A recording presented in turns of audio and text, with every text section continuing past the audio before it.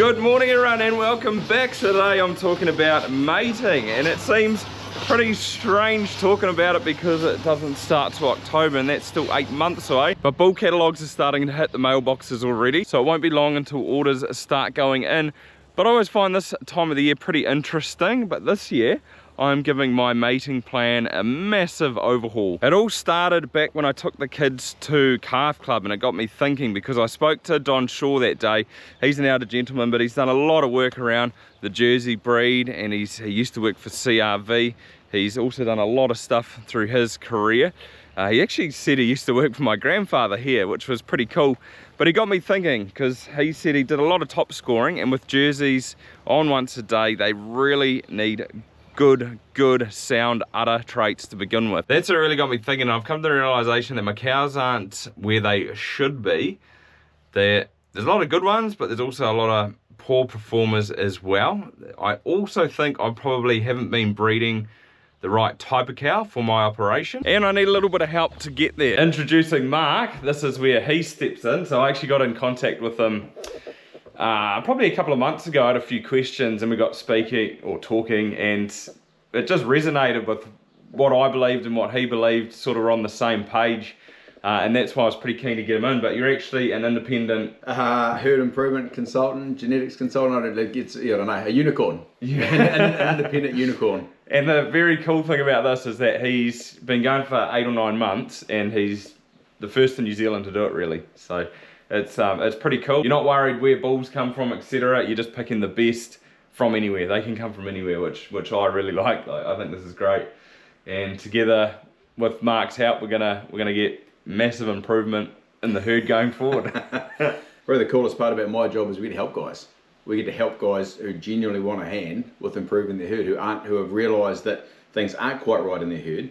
They don't know where to start with using frozen semen, and that is the best part about my job, is coming in and helping guys put together a bull team and put together a strategy around the things they want to improve in their herd. And as Andrew just said, like being independent, get to go anywhere, play with anybody, pick from all the catalogues, and really blend up a strategy that's unique to you and your farm.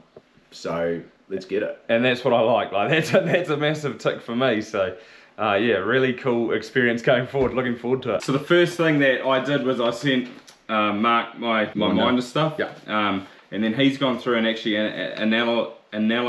analysed, James, tongue twister, my herd through that and all the figures that come with it, and it's pretty cool. He sent me a WOF, so more on a fitness for my herd, and there's quite a few things that I've seen and I agree. To be fair, I agree with most of pretty much everything that he said, which makes it pretty easy for him, I guess. But the big contention, I guess, is there are a lot of genomic sires in my herd, which there are. Every year I pick 6 out of 3, and going forward, scrap it. Yeah, and look, I guess from my point of view, mate, look, when we're helping guys put together a breeding strategy, I'm all about playing for safety. Play for safety. We're here for the long term, and we're not necessarily chasing the highest BW bulls in the world, but we're chasing bulls that are going to help deliver you the outcomes that you want. And for my mind, the easiest way to achieve that is picking a bull who has had daughters TOP scored. Yeah. And absolutely playing for safety. Yes, we will trade off some BW, absolutely. But having done some TOP inspections this year with a guy called Vince Steiner, and looking at some really cracking Jersey cows, all the highest BW cow in the world isn't worth a damn unless you've got a frame to hang it on. Bingo. And personally, I don't care about BW. Throw it over my back. I'm not worried. Not looking at that going forward at all. And think about just like playing for safety. Like, you're here for the long term. You've built your life here. Obviously, you and the family are happy here, and so is your herd. Like, if we want to have your herd be here for the next generation or the generation after that, or it comes time where you guys decide you want to sell, the first thing when you put your herd up for sale is guys are going to look for reasons why not to buy them. Yeah. And the first thing they'll be looking at is that little thing between their legs called the udder. Yep. And if we get to the point where we're selling good cows every year because we've got a surplus, or we've taken your bottom cows and lifted the bar and made them somebody else's middles, then we need to find as fewer reasons as possible, give buyers as fewer reasons as possible to be able to say, nah, Andrew, I don't want those cows today. Yeah. And the first reason guys will be looking at is going to be the udders. And a good uddered cow on twice a day will still be a good uddered cow on once a day. Yeah. So even if we decide to change the regime and go twice a day at Christmas for 3 or 4 years, and then we decide that's not for us and we want to go back to once a day, still having that good quality udder with that really good quality suspensory ligament, you know, you can't lose. Yeah. Just can't lose. Yeah. And all the stuff out of all the things our Wingman guys have said to me they want to improve, number 1 has been udders, number 2 has been fertility. Which, in my case, I don't think fertility is an issue. With Jersey, it's just the udders have taken a massive hiding. My udder overall is 0.27. I mean, that's terrible.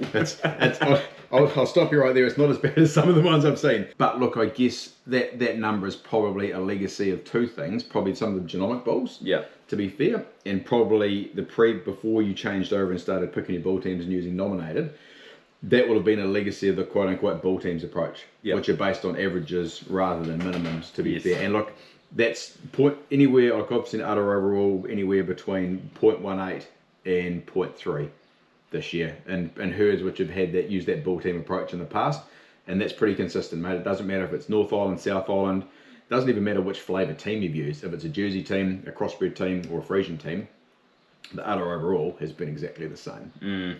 You know, if everyone's going to get paid more as a part of your cooperative difference for being more efficient, we've got to have the cow to do it with. Yeah, 100%. We've got to be one of the easiest ways to solve that greenhouse gas emission problem is milk fewer cows. But if we haven't got the cows that are capable, we haven't got the udders or the frame or the capacity on those cows that are capable, so we're capable of milking fewer cows, then we're just pushing it uphill. Well, at least I did one thing right, I think, this year. I did make my heifers, so the heifers that we AI'd, I did make them to the mother's PW. So if the mother's PW is high, that's why I put them in instead of BW. Perfect, for most of them anyway. And there are a couple that had good udder traits that I just AI'd as well. So I think I did all right there. Perfect, mate. I just absolutely smashed that one. Might not have picked the right bulls for them. That's all right. At least you picked the right cows. We can fix it up in the next generation. But yeah, that's one thing I'm real big on. Again, for our guys who are doing yearly matings, is picking the right animals to mate. And it's not necessarily a BW based conversation of the animal itself. Like when we were doing yearling AB for our own heifers, man, we didn't do everything. But I went and looked at the dams. Yeah. If that dam had a good PW, and again, thinking back to the heritability of fat, protein, and litres, those 3 production traits, 30 to 35%, like there's a real good chance that mother is going to pass those traits on to her daughter. Bull beef, like, I'd be keen to get Jersey bull sex semen, but apart from that, bull beef, I tried short gestation Angus, very dependent on the bull. Found that I pulled quite a few, but they were all from sort of the same bull. Whereas this year I was looking at Charolais genes. Yeah, his stuff sounds quite good. And look, the one thing I do like about genes is, from my understanding, they've got almost all of the bulls that are selling, I think, have had progeny in the dairy beef progeny test. Who's this hisser, mate? 176. Yeah, we're just taking a couple of bloody. taking a couple of cow photos for you. I should have printed a few off. That's a Floyd. Yeah. How good, president of the Floyd Fan Club Appreciation Society. Nice, mate. We're just coming for a look around, seeing what Mark thinks, seeing what I need. Need some crossbred. Oh. 7-year-old cow, mate. Like, I really like that cow, eh? Really nice forerunner, nice depth in terms of her gut. Nice capacity in terms of how wide she is across the front and how deep her brisket is. Yeah, mate. Like she's probably doing 1-to-1. Like she wouldn't be any more than 170 kilos. No, she'd be 450. I would just estimate it about 450, but maybe a little bit more. But like that. For a cow like that to be doing like 1-to-1 on a once-a-day system, like just out of curiosity, let's go one further. Like what daughters has she got? She's got one this year. She had a Superman daughter. Oh, that interesting. You should say that, mate, because I reckon when I said that to you in your Warren of Fitness, those Superman daughters, anything with that, anything out of it's called Puketawa AD superstition, which is Puketawa Arieta degree superstition. There's a couple of those lines in your herd. I think it might have been a bull called Lamar, Super Yes. Lamar, Yeah. and obviously Superman out of Murray Gibb from Topity. They seem to work quite well in your herd. Yeah, yeah. Given that Superman is, I think, negative for body condition score, like he works pretty hard, eh? Yeah. He works real hard, and his daughters are sometimes quite challenging to get back in calf. But just once a day, it sort of works for him. Shit, yeah, absolutely, mate. Like I'm genuinely excited to see what happens with her daughter Yeah. in the future. Like that's a ripper of a 7-year-old cow. So I guess, mate, from my point of view, who's your favourite? Mate, if we can have a herd of 176s, we'll be away laughing. Perfect. Yeah, and I guess that's the goal is to there's some nice cows here, but I think just got to lift the bottom up, like you were saying earlier on. Just get rid of the bottom and make it a better average. They're actually sisters, so that one there, 185 and 126. That's a Superman daughter over there. Okay. She's Integrity. Yeah, so she's 530 for PW. That's a nice looking cow, mate. Like And that's 630. Yeah. The only, I mean, if I'm going to get really critical about her, the forerunner is probably a touch weak. Yeah. To be fair, but again, like those Supermans on your once a day system, that once a day, like ameliorates Superman's getting too skinny. That central, like that udder cleft, like that central suspensory ligament, like the higher that goes up towards, I guess, the udder attachment, the better it is. Yeah. In some respects, you almost want that ligament pulling the teats in on like a little bit of an angle like that. That means that's strong. Yeah, it's yeah. attached really well. So then when it's full of milk, yeah. Yep, absolutely. It just sits there and holds. And obviously those rear udder attachments, the higher you've got it up towards the bottom of the vagina, the better it's going to be, and the more it's going to be attached to it. Oh, this one here, I quite like this one actually. 49. 49. Lockhart Coastal, that's a CRV bull. Okay. The one thing I will say about those cows that you'd like, they're all quite long cows. Oh yeah. Like the ones like and again, like thinking back to Integrity, like Integrities were never much to look at in the paddock. I probably can't say that too loudly, Lionel might get upset with me, but they were short like me with a fat guts, mate. Like that was the one thing about the Integrities. They were never the longest cow in the world. They were never the biggest cow, but just capacity. Yeah. Like that. But looking at those favourite cows of yours, like they've got that frame and that capacity to hang the udder on. Yeah, to why? hang the BW. As you look at that little thing there, like see how that's quite short. Like you look at the distance between the top of the pins to the withers, which is obviously the point of the shoulder there. Yeah. Like that's quite short. Yeah. So the longer and the more capacious we can have our cows, the more room we're gonna have to bloody stick palm kernel and grass. Yeah, and exactly. maize Yep. and maize in them. Yeah, one thing we've been really big on, and when we're picking bull teams for guys looking at that capacity, and almost inevitably, in everyone's bull team we've picked this year, there has been a bull in there to improve capacity. Yeah, I don't actually mind that one either. Oh, I really want Minder to put BVs in the app. Ah, that'd be cool. Yeah. That'd be cool. Yeah, because when you're looking at your cows or walking to the shed, you're like, I like to look at that one. What's it? I reckon that's a damn good idea, because then you guys can start correlating your eye. If there's a cow with a BV of 0.6, then you will know a 0.6 udder overall. Yeah, exactly. I think a lot of people would use it to look at. That's a great idea, because rather than having to go into Minder Live and run an entirely separate BV report. Yeah, it should be a thing down the bottom here. Absolutely. Yeah. That's a damn good idea, mate. That's a 4-year-old baritone. I think baritone's actually done really well in my herd too, actually. In calf to Luca. Yes, how good. The one there licking its leg, that's an Integrity. Yeah, boy. Still got the goods, eh? Just such a nice looking cow. Yeah. Maybe to get some pictures of her. That depth of capacity, I wouldn't have said she was especially capacious across the front. Sometimes you'll see like a mess, like the distance between the shoulders and the bottom of the ground, like how low that brisket sits. I wouldn't have said she was massively capacious at the front end, but makes up for it absolutely at the back end, eh? Like that's pretty typical of Integrity, eh? Still a good bull, mate, even after all these years. Integrity was it's almost 10 years old now. Over 10 years. 31130113. So he was purchased 311. Yep, oh, so that's 15. Almost 15. Yeah. Yep. Far out. 570 PW. Yeah, boy. Yeah, boy. Mother's still in the herd too. Oh, who's the mother? 159. What's 159? She's a 10-year-old. Yep. 357 empty. Has 87 got any daughters? No. Damn it. No. She's in calf to bushwhacker. Did you just pick bulls with the cool names or what? Like, what was the strategy behind you picking bulls last year? There was a Jersey Future bull with a real high udder overall. To be really honest with you, I think that would be stupid for us to start playing with crossing. I know why you do it, but I don't think your herd is as bad as what you think it is.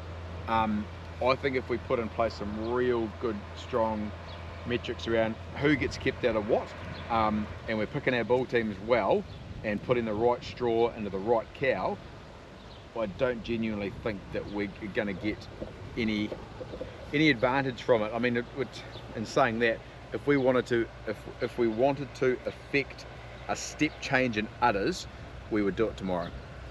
To be fair, because the crossbreds are just killing udders. Yeah, at the moment, mate. There are some ripping crossbred bulls, and that's why I said to Mark I'd be open to putting a crossbred bull in the team just to bring that udder up, because they're ripping, eh? Like they're so much better. Mate, there's Stony Creek Neptune, who's almost 1.2 for udder. Yeah, and he's J10F6. So I mean, in your herd, that's all that's going to do is go to J13F3. Yeah, which wouldn't be a lot. No, and then I guess then we could go back to another Jersey the next generation. Yeah. And we've immediately booted that udder overall up to what's your herd average point? Let's say it's your herd average is 0.3, he's 1.2, that's 1.5, 1.5 divided by 2.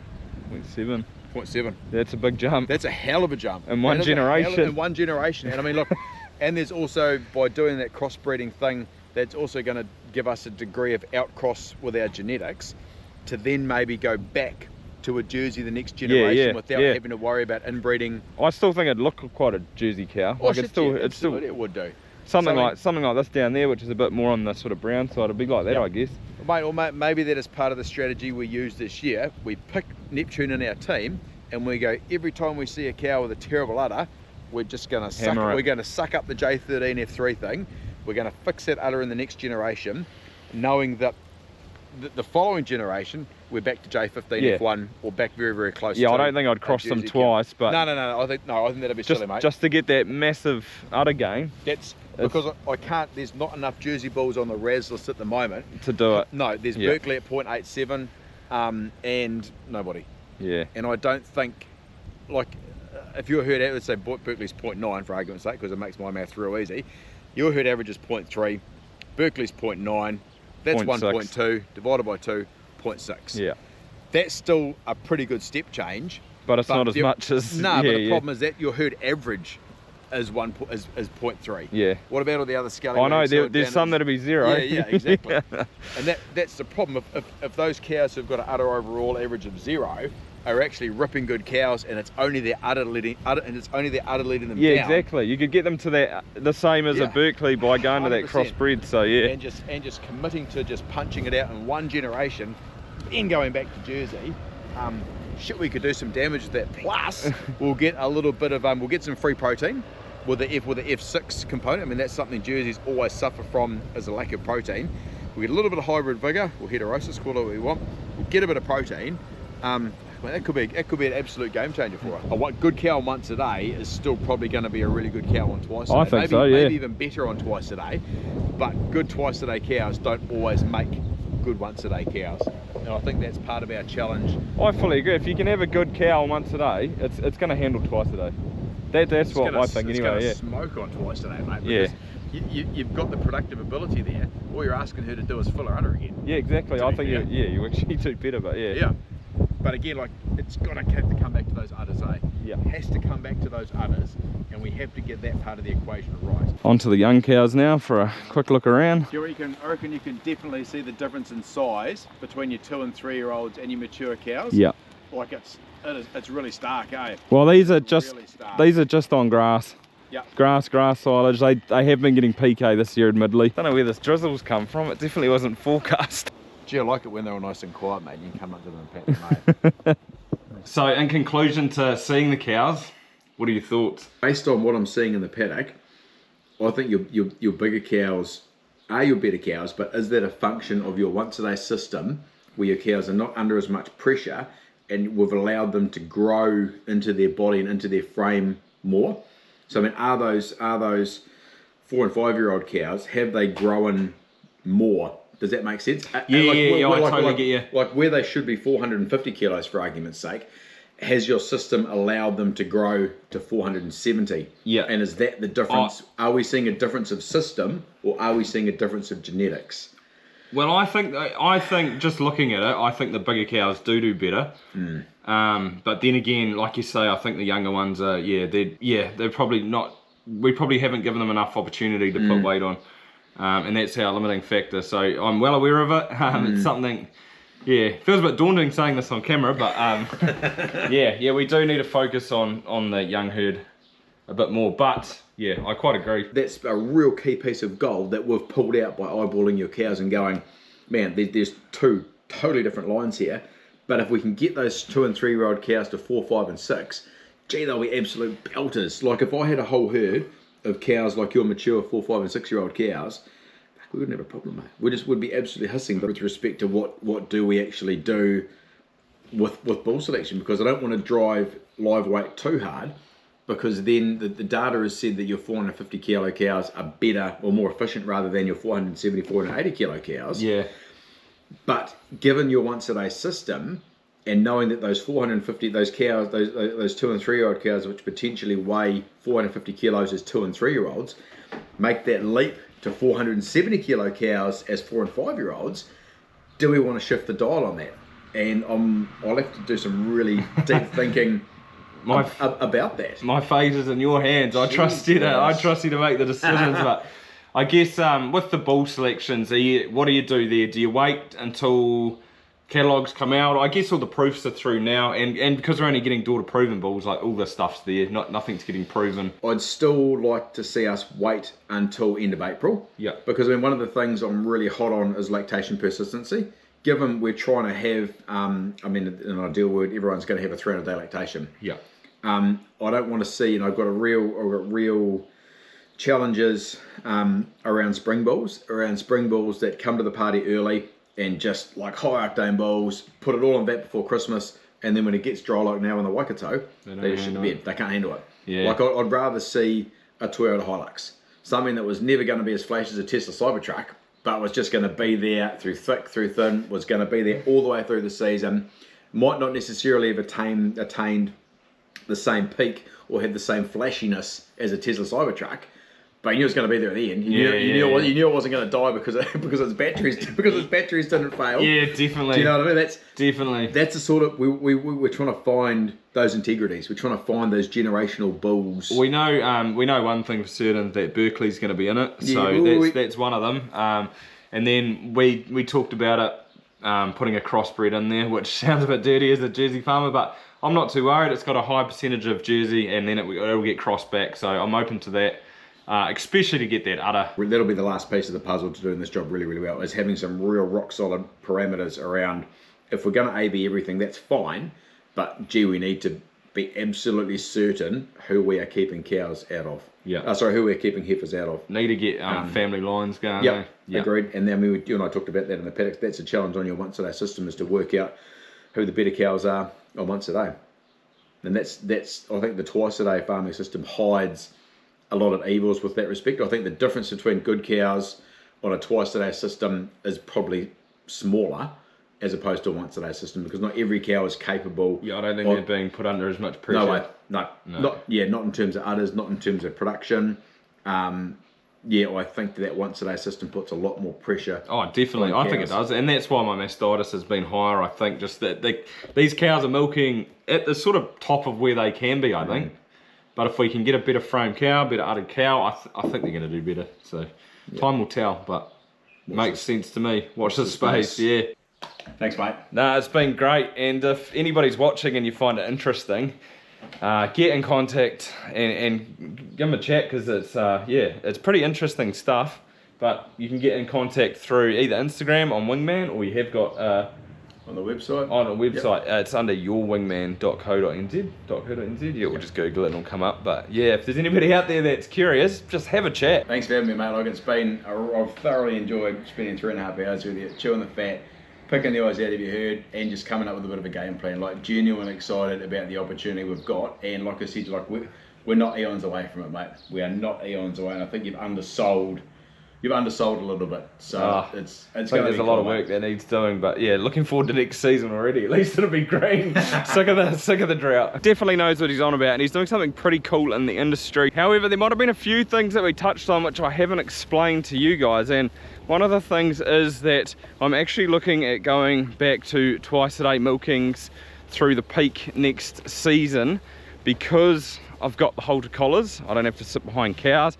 I can just turn up to the milking shed and they'll be there. I also think it's going to take a little bit of pressure off the udders. It's also going to make us peak a little bit more, so it's going to be pretty interesting. I'm looking forward to it. It will be a little bit more work, but we'll see how it goes. It's not set in stone yet, but that's what I am looking at the moment anyway. But hopefully you enjoyed this video, guys, and apart from that, see you next time.